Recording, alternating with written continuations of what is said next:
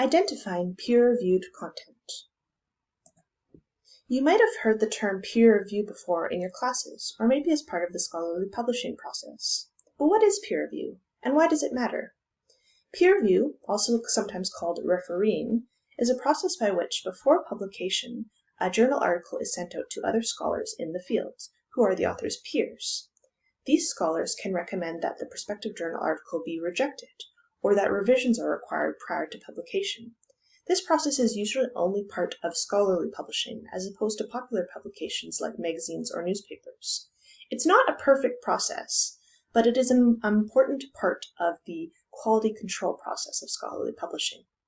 But how can you tell if something is peer-reviewed or not? Sometimes you will see an indication in the journal article itself, whether via an icon or perhaps in an acknowledgments or additional information section.